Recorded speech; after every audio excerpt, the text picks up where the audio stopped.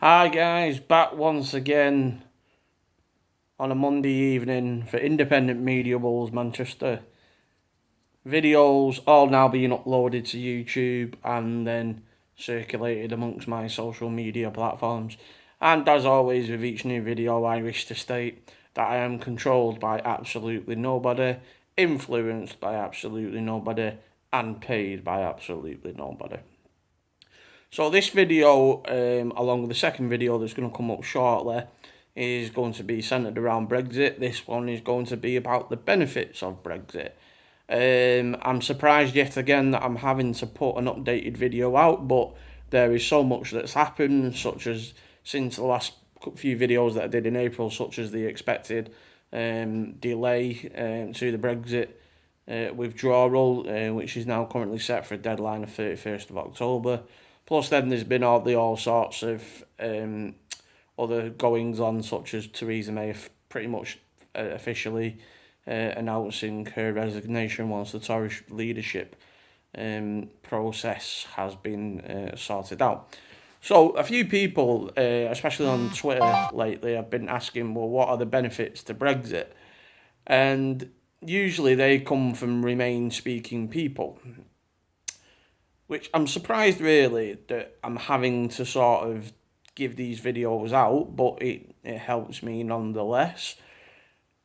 I would have thought that, if you're intelligent enough to speak about the pros and cons of Remain, you should be intelligent enough to speak about the pros and cons of Brexit, unless you have some hidden agenda that suggests that you will lose out as a result of Brexit. There is very little to lose by Brexit. I wish to make that clear. You don't have to be an economist. You don't have to be a financial analyst. You don't have to be, working in the government or the financial services industry. Turning the light on in the living room there. Right, you don't have to be you don't even have to be intelligent to a point to know that there is vast amount of Brexit benefits. Nobody's saying that there is negatives to Brexit, but I'm going to speak about the benefits to a deal Brexit. So the benefits to a withdrawal deal coming through without no deal, obviously. So this is just really a generalistic view about Brexit as such, and this is assuming that a deal gets done, which both sides will agree is probably the preferred outcome, although no deal probably benefits the UK more than it does the EU.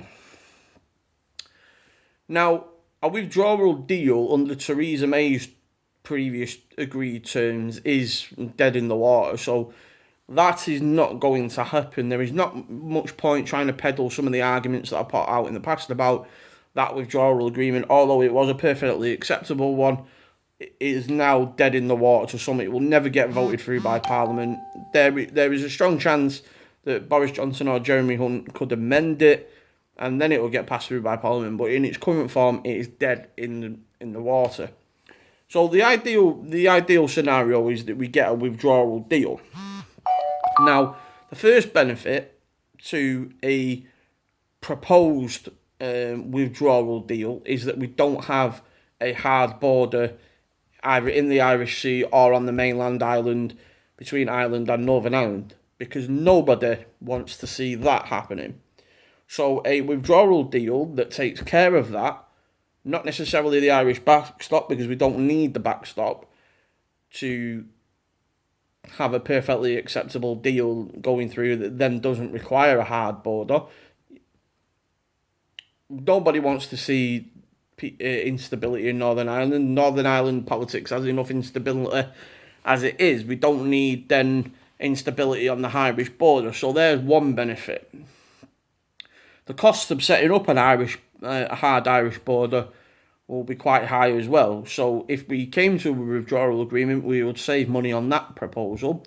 The Irish then, if there is a withdrawal agreement that gets passed, the Irish then would not necessarily have to seek a bailout from the Eurozone, as it would do in the event of a no deal, because then a withdrawal agreement would then be passed, which would then result in its ability to trade with the UK and the UK mainland and Northern Ireland. That would be unhindered, and also then the fact that the UK would then pay its 39 billion divorce bill. The Irish then would not suffer as part of that, because then they would not have to suffer any expected cutbacks by the EU as a result of funding gaps that would occur in the event of a no deal. So then there is other benefits to passing a Brexit deal with a withdrawal agreement. There is plenty of continuity arrangements as part of that withdrawal deal that was put in by Theresa May's government, and therefore things like retaining membership of the European arrest warrant, which I believe was in the withdrawal agreement. That is a benefit in itself. But there is plenty of benefits to the UK as a whole, such as retaining the ability then to decide its own controls and procedures over their fisheries, their human rights laws, which are currently at the moment dictated by the EU, which then get swapped over into UK law. The UK can then decide now to roll back laws as it's doing with the Great Repeal Bill that's been passed through, and all the other bits of legislation that's designed then to open up and roll back a lot of EU laws that have been adopted. So then the UK government is then free to design and charter its own human rights bill, which then doesn't get weighted in favour of criminals and terrorists and everybody else that seeks to bring harm to the UK. That's not necessarily immigrants or foreign nationals. That could be our own nationals as well. We would then get to use the human rights laws and put it in favour of ordinary citizens rather than criminals themselves. It would, however, make it easier to deport criminals, as at the moment they have to serve their term in a UK prison before they can be considered for deportation, whereas under UK law that is currently being proposed, it should hopefully make it far easier to deport criminals or come to agreements with neighbouring the countries that the criminals are from, in order to help facilitate them serving terms in their own country. There is also then it makes it far easier to deal with suspected terrorists and removing their citizenship and any sort of criminality. I mean, perfect example is a rugby league player named Tully Matautai, recently been done for drink driving. He was coming to the end of his sportsman's visa anyway. He was trying to apply for UK citizenship in order to stay in the country. He would have gone through a process and been rejected, but under the new UK proposed immigration laws that are being proposed at the moment, that makes it far easier to say no, rather than having to then weigh up his human rights and his family life that he's built up in the UK. But as it happens, he's decided to leave the UK anyway. But had he decided to try and stay, it would have cost the UK a lot in legal process and everything else that comes with an application to remain in the UK. So then the other Brexit benefits that you could look at talking about is to do with political issues, such as the fact that the EU currently at this moment in time decide pretty much everything to do with UK policy. I mean, there isn't anything that the European Commission and European Parliament really doesn't have some sort of influence or jurisdiction even over.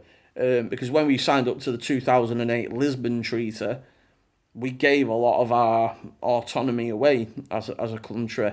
I'm not going to spend the whole video talking about the Lisbon Treaty. Just look up the Lisbon Treaty yourself. You'll find that there is a lot of vetoes that the UK agreed to, but they were only time limited. So you'll find that if you dig deeper into the Lisbon Treaty, you'll find that we are getting out of the EU, fingers crossed, at just about the right time.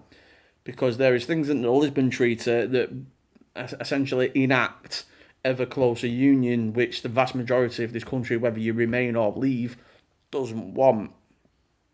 So the fact that we're getting out of that, deal or no deal, is a benefit in its own right. I touched on the common fisheries policy before. The fisheries policy that is an EU common one at the moment really doesn't favour the UK. It favours countries like France more than it does the UK. Same way that the farming subsidies favour France more than it does the UK. So it's about time that we pulled out of policies such as that in order to decide how we manage our own fisheries and our own borders and our own sea land in order to, so that it benefits the UK first, and then we can sort out trading with others second, much like most countries do. Why can't the UK be part of that? And also a recent survey found that the UK benefits from exports to the single market out of the 28 nations that are in that bloc less than anybody else. Export goods count for 8%. The UK export counts for 8% to the single market. So if the UK pulled out of the single market, the UK wouldn't suffer as much as the single market would. Because the UK could replace a lot of those exports to other countries, but that's not to say that we won't export to the European Union. Of course we will. Deal or no deal, we will export to the European Union. It's not going to fall overnight. There's a lot of Project Fair nonsense going on out there that suggests that there'll be a collapse in trade, there'll be a shortage of medicines. No, they won't. It's a lie. It's a myth. Nobody, one thing that they do talk about is NHS medicines being shortaged. Right? Do you really see a shortage of NHS medicines happening? If you really see that, you are a moron. Because the people who sell those NHS medicines are not going to want to suffer in trade. The NHS is one of the biggest organisations in the world with an annual budget of something like 130 billion. Do you really think pharmaceutical companies are going to allow the EU to stop them sending over pharmaceutical supplies to the UK? Do you really think that's going to happen? Deal or no deal, it won't. So that will happen. So that's a myth buster more than a benefit, but it will still continue to happen. But the one thing we can do when we are able to negotiate our own trade laws is that we can source in NHS medications at cheaper rates than we are doing at the moment, because the NHS gets thoroughly ripped off by big pharma all over the globe. So as an independent nation outside the EU, we can control what we buy and what we sell.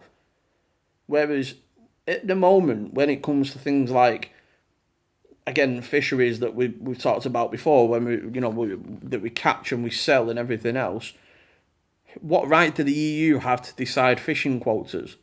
They don't. So let's the UK take control of that.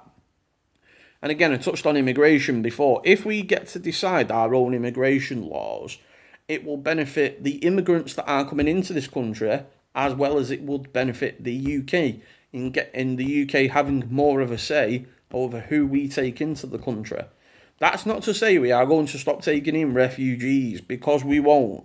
So all this idea that Brexit, the myths that have been put out that Brexit is being pushed on by racist white supremacists and everything else, that is absolutely untrue. Oh, right-wingers and all. Yeah, sorry, I forgot about that bit. Whereas there was 5 million Labour voters, which are traditionally centre or centre-left. They were the 5 million voters were the ones who contributed to the Brexit vote by leave. So it's not all about right-wingers. In fact, you'll probably find that the vast majority that voted for Brexit were centre or left-wing. Right-wing, essentially, they don't even make up the majority of the voting demographic. So what makes you think that the Brexiteers and the vast majority of 17.5 million were racist white-wing supremacists? They're not. So again, when we get to decide our own immigration laws, that will benefit the country because there will be less pressure placed on our infrastructure. That will also help the issues with wages, where cheap labour comes over to this country and there's little that the UK can actually do about it, whilst freedom of movement is in place. So if we end freedom of movement, that will help the issue with low wages in this country, where certain jobs that used to command like £12-15 an hour if you work in security, like I do as a paid job, nowadays even a doorman's job that used to command £12-15 an hour barely commands £10 an hour nowadays. It only really commands £12 to £15 an hour if you're an actual head doorman. That's just one example. Mass migration has helped to keep wages and costs down, where some overhead costs can be considered as quite being kept down, but when you keep wages down but inflation keeps on rising to the point where rent goes up and mortgage rates goes up, or everyday household costs go up, if wages don't keep up with that, you get into a point where a lot of people have got negative disposable income every month. So the fact that then if we end freedom of movement as a country and then decide our own immigration laws, it will benefit us economically, politically, socially, and morally. So what else can we talk about Brexit benefits? Well, you can talk about the world of sport if you wanted to. There is sometimes issues where, for example, in the football world, where the Premier League try to sign players from outside of the EU and sometimes have trouble getting a visa. It has been known on occasions, or they have to go through a lengthy process to get visas approved. So really, the immigration laws that are currently being set up should ideally fast-track a lot of visa applications. It would be in the government's national interest to fast-track a lot of visa applications, especially for those without a criminal record. It shouldn't take that long. It does nowadays. The UK benefit system will actually benefit by Brexit as well, because the money that we will save on annual contributions to the EU not only will go to the NHS, but will also contribute to the increases in welfare payments that are happening at the moment. The welfare system has been reformed, largely speaking, even over the last 12 months, and some will say it doesn't help, but others like myself, who can witness and testify to it, say it has. I won't talk too much about it because most of it is non-Brexit related, but the benefit system will be hugely benefited by Brexit, because the less money we have to pay into EU coffers, the better it is for our own economy. So a lot of people, a lot of the benefits that I've talked about there are mostly political. I'm going to talk about for the next few minutes, so the video doesn't go beyond 30 minutes. I'm going to talk about the economic benefits to Brexit. So the one obvious economic benefit to Brexit in a deal scenario is that we get to still keep close alignment with the EU single market, although not on the same rules that the likes of Calamity Corbyn and his left-wing lunatics are advocating, and remaining part of the customs union.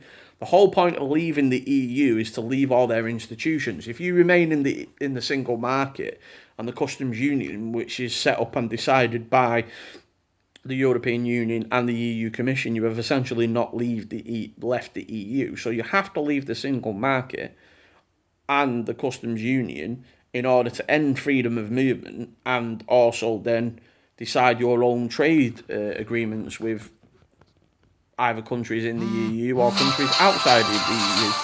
The one big market that nobody talks about is the Commonwealth. And countries in the Commonwealth are lining up to do trade deals with the UK. The US is lining up to do trade deals with the UK.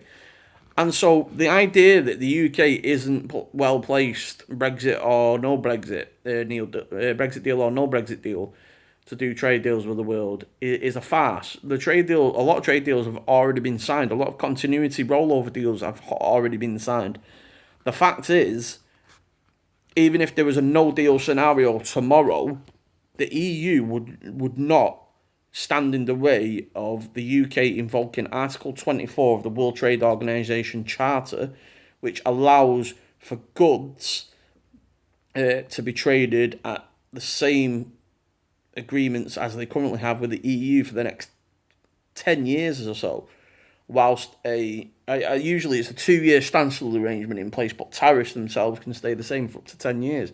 The EU would have to authorise that, but the EU would not authorise it because it wouldn't be in their interests to see tariffs coming into their goods that they export to the UK, and likewise, it just wouldn't be in their interest at all. So it would be in a no deal scenario okay with that, but we're trying to talk about a deal scenario here, and then therefore a deal scenario would mean that none of the problems that Project Fair peddle would actually happen. You know, you would still be able to get your passports. Although it'd be a British one, you would still be able to travel to the EU with very little restrictions whatsoever. The rights of EU citizens have already been unilaterally accepted by the UK government, so a lot of EU nationals are now applying to stay as permanent residents in the UK. It's a shame actually that the EU haven't reciprocated, but we are an independent nation, so Theresa May had already decided that was going to happen, and the two leadership candidates for the Tory party have pretty much decided the same. There may be one or two tweaks here and there, but largely speaking, nobody should have a problem staying if you are an EU national and you haven't got a criminal record. If you have got a criminal record, you may face one or two problems, but that will be decided on a case-by-case basis. But there is a benefit to that economically, because it means that you won't see the influx of EU nationals back to their EU countries. So then you won't see the labour shortages that are currently being peddled about. You won't see the trade collapses that a lot of people are peddling. You won't see the necessary collapse of relationships between the financial services centres in London and places like Brussels and all the other financial services centres that are inside the Eurozone. The one thing that I can guarantee that won't happen is that the UK will then, Brexit deal or no deal, but especially with a deal, is that we will not be joining the Euro, and that will benefit the UK enormously. It doesn't matter the problems that the pound has had in the last 5 years or so, because the pound has had problems for the last 25 years. The currencies, as a lot of areas are doing free trade agreements nowadays, the currencies of those countries tend to be devalued over time to the point where it gets almost to the point where they're leveled up with each major country. So it's no concern whatsoever that the pound has lost some of its value, although to some people that would harm. But overall, the economy is still benefited over time, even though the pound has lost some of its value. You know, foreign investment is up. Jobs added by foreign companies are up, albeit at a slower pace, but that happens from time to time. And when you get a Brexit deal and businesses get certainty from a Brexit withdrawal deal, that means some of the investment plans that are currently on hold at the moment will then be put in place, because then that means the trade with the EU, which will be under a withdrawal agreement, will still be happening. So therefore, then at that point, economically, the UK and the EU can only benefit from each other, from being closely aligned, but the UK having their own freedoms to enact their own rules, and also then being able to do more trade with other countries that it is currently unable to do at the moment due to the EU strict rules and regulations that the UK will remain part of. The UK is not going to wipe out every single EU law overnight. So really, the remainers of this world should really just pull the balls from the middle of the legs and pull the knickers out from the whatever and literally accept Brexit for what it is. 52% of the UK electorate voted for Brexit. Deal or no deal. The question was, as on the order paper, which legally is binding, whether you like it or not. It wasn't an advisory referendum at all, right? It was a referendum. Now, a referendum can be declared as advisory, but then usually gets enacted into UK law. So then the UK government decided by law to enact Article 50 and respect the will of the people. So, legally speaking, we will be out of the EU. Come what may, we will be out of the EU. It's just a question of when. So, I'm going to finish this video off by delivering a clear warning to the the remainers of this world. If you continue to frustrate Brexit and you continue to frustrate the democratic will of the majority of the people, you will be seen as fascists. Your MPs who are pro-Remain but in Leave areas will lose their seats at a general election. That is probably going to happen anyway. The only way that Brexit can be beneficial is if this country is united in it. If you continue to frustrate the will of the majority, the country will never be united, whether we choose to not stay in the EU or not. If your MPs and the people in positions of power choose to frustrate the Brexit process to the point where one day someone turns around and revokes Article 50, which won't happen, but if that did, you will see civil war. I guarantee it. You think the process about staying in the EU and voting Article 50 and giving a people's vote, you think they're big? The process on the streets, if Brexit didn't happen, would be absolutely unprecedented. You don't need to be a political commentator to know this. I'm just delivering a clear warning. If you don't want your country to fall apart, you've got to support the Brexit process. Same way that if Remain would have won, everybody would be telling the Brexiteers of this world to shut the fuck up. So I'm telling the Remainers of this world, politely, to shut the fuck up, accept Brexit for what it is, see the benefits for what they are, and just help deliver Brexit. Thank you. The next video to come will be about the benefits of no deal.